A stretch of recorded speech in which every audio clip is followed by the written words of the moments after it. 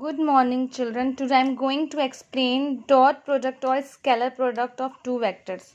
So, firstly, we will write the questions. Define the dot product of two vectors, that is also known as a scalar or dot product. Okay. So, dot product is also known as scalar product. The scalar or dot product of two vectors, a vector and b vector, is defined as the magnitudes of a vector and magnitudes of b vector and cosine of the angle between them. Okay. So a vector dot b vector is equal to ab cos theta. Theta is the angle between these two vectors. And now the second question is geometrical interpretation of scalar product. So here you can see diagram, that is OP a vector, OQ is the second b vector, that is inclined to each other at theta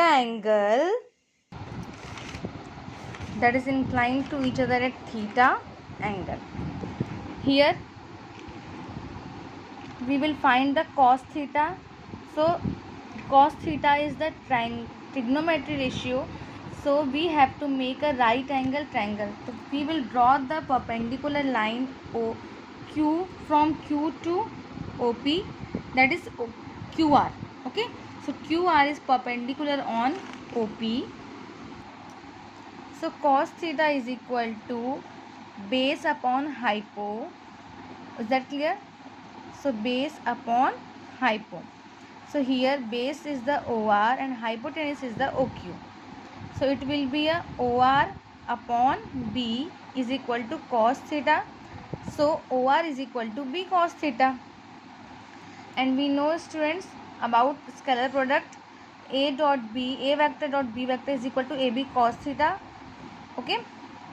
And B cos theta is represent as a OR because OR is equal to B cos theta. So we can write the scalar product of A vector and dot B vector is equal to A. What is OR? OR is the magnitude of component of B vector in the direction of A vector.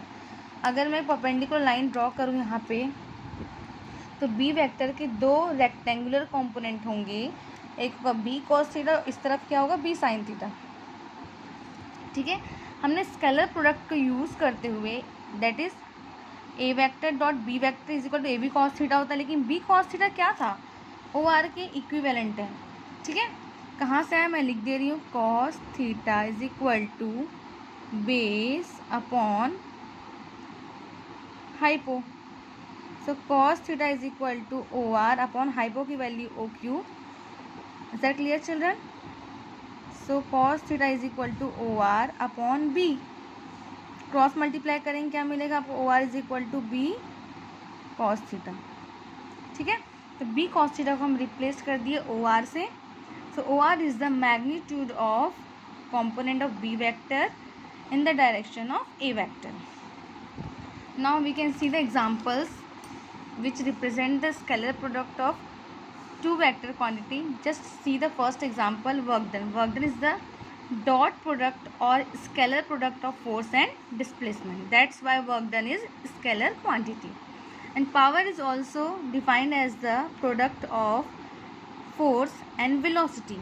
Force is a vector quantity, velocity is also vector quantity.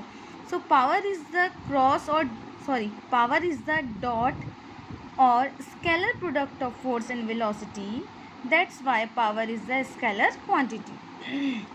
Now properties of scalar quantity. सबसे पहली बात है बेटा, scalar product of two vector is always commutative. ठीक है. Commutative क्या होता है, 2 × 4 8 एंड 4 × 2 8. मतलब आपको इंटरचेंज करके भी वैल्यू वही आएगी. That is called commutative. Next, scalar product of two vector is also follow the distributive property over addition. A vector dot in the bracket b vector plus c vector and bracket is open that a vector dot b vector plus a vector dot c vector. When two vectors are perpendicular to each other, तो उनके बीच angle कितना होगा, 90 degree, and cos 90 is 0. So scalar product of two perpendicular vector is always be 0. When two vectors are parallel to each other, then angle between them is 0. So cos 0 is 1. So A vector dot B vector is equal to AB. When two vectors are parallel to each other, in that case scalar product of two vector will be a maximum positive magnitude. अगर आपके पास option है कि कौन से condition में कितने angle पे दो वेक्टर का डॉट प्रोडक्ट और स्केलर प्रोडक्ट मैक्सिमम होगा, तो you have to write the answer. So you have to write the answer when two vectors are parallel to each other, then their product will be maximum in scalar or dot form. When two vectors are parallel but it is in opposite direction, then angle between them will be 180 degree and cos 180 is -1. So their resultant will be negative, maximum but negative. Okay. And scalar product of two similar base vectors in unit, हम पढ़ चुके हैं. Base vector मतलब x के लिए i cap, y के लिए j cap and z के लिए k cap. So i dot I will be 1, j dot j will be 1, k dot k will be 1. Dot की बात कर रहे हैं हम लोग, ठीक है.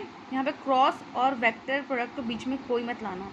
बट डिफरेंट यूनिट वेक्टर जो होंगे उनका product 0. Suppose i dot j is equal to j dot k is equal to k dot i is equal to 0. Is that clear?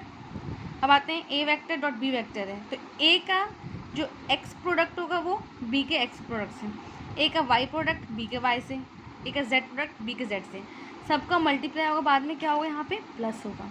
मतलब आई वाले जो होंगे आई के कोफिशिएंट वो मल्टीप्लाई होंगे, जे कोफिशिएंट जे के कोफिशिएंट से मल्टीप्लाई होंगे और के कोफिशिएंट के से मल्टीप्लाई होगा. ठीक है. बाद में पूरा आंसर क्या करना है, आपको ऐड करना है. And the cosine of the angle between two vectors a vector and b vector is given by cos theta. आप फॉर्मूला अप्लाई कर दो ना, a dot b is equal to ab cos theta. So cos theta will be a dot b upon a magnitude of a and magnitude of b. Okay.